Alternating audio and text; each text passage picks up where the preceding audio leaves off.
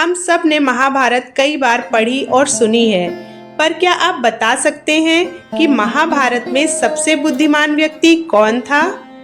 कहते हैं जहाँ शक्ति खत्म होती है वहाँ से बुद्धि शुरू होती है और महाभारत इसका सबसे बड़ा प्रमाण है।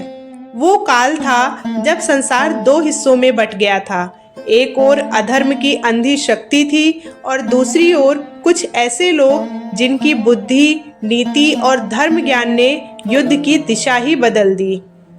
तो चलिए आज हम जानते हैं कि कौन थे महाभारत के 3 सबसे बुद्धिमान व्यक्ति।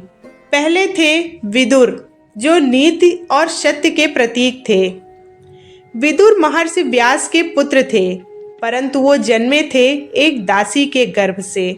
फिर भी उनका नाम इतिहास में अमर हो गया। राजमहल की दीवारों के भीतर पैदा होकर भी उन्होंने कभी सत्ता का लालच नहीं किया, बल्कि सत्य की सेवा की। जब पांडवों और कौरवों के बीच संघर्ष शुरू हुआ तो विदुर ही वह थे जिन्होंने सबसे पहले धृतराष्ट्र को चेताया, पर धृतराष्ट्र ने नहीं सुना। विदुर की बातें उस दरबार में अनसुनी रह गईं, जहां लालच और अहंकार की आवाज ऊंची थी। फिर भी उन्होंने हार नहीं मानी।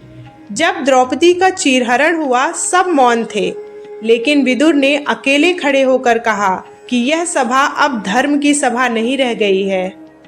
उनकी विदुर नीति आज भी जीवन की गहरी सच्चाइयों को उजागर करती है कि शत्रु वही होता है जो धर्म से दूर ले जाए और राज्य वही टिकता है जहां न्याय और दया साथ हो।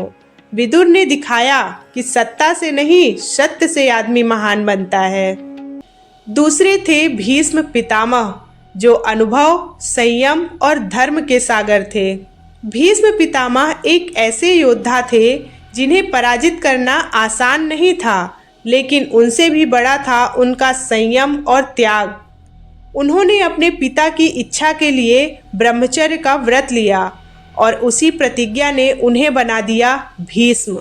युद्ध में दोनों पक्षों के बीच फंसे भीष्म जानते थे कि कौरवों की राह गलत थी, फिर भी उन्होंने अपना राजधर्म निभाया, क्योंकि उनके लिए उनकी प्रतिज्ञा सबसे ऊपर थी। जब वे तीरों की सैया पर लेटे तब भी उनके शब्द ही सबसे बड़ी सीख थे। उन्होंने युधिष्ठिर को राजधर्म, नीति और जीवन के संतुलन का ज्ञान दिया कि राजा का कर्तव्य अपने सुख में नहीं बल्कि प्रजा की शांति में है। भीष्म ने सिखाया कि शक्ति से नहीं, संयम से व्यक्ति महान बनता है।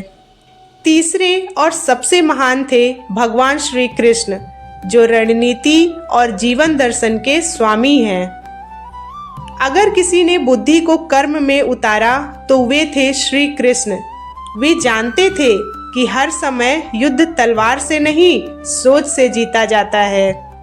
जब युद्ध की आंधी उठी, उन्होंने पहले शांति की राह चुनी।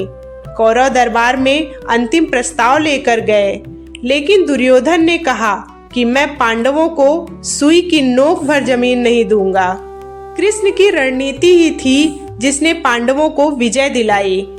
भीम से जरासंध का वध करवाना, अर्जुन को गीता का उपदेश देना और अश्वत्थामा के झूठे समाचार से द्रोणाचार्य का संकल्प तोड़ना। कृष्ण का हर निर्णय धर्म की रक्षा के लिए था और यही बुद्धिमत्ता उन्हें योगेश्वर बनाती है, जो मनुष्य के भीतर सोई बुद्धि और संतुलन को जागृत करते हैं। श्री कृष्ण ने सिखाया कि बुद्धि का असली उपयोग तब है जब वो धर्म की रक्षा करे। इन तीनों की राहें अलग थीं। विदुर ने सत्य का मार्ग अपनाया, भीष्म ने कर्तव्य का मार्ग चुना और कृष्ण ने नीति का मार्ग, पर सभी की मंजिल एक ही थी, धर्म की रक्षा। इसीलिए कहते हैं कि शक्ति विनाश लाती है, पर बुद्धि इतिहास रचती है। तो यह थे महाभारत के 3 सबसे बुद्धिमान व्यक्ति। आप इन तीनों में से महाभारत में सबसे बुद्धिमान किसको मानते हैं? कमेंट सेक्शन में जरूर बताइएगा। और ऐसी ही अनसुनी और अनोखी कहानियों के लिए हमारे चैनल को सब्सक्राइब जरूर करिएगा। मिलते हैं फिर एक नई वीडियो के साथ। जय महाकाल।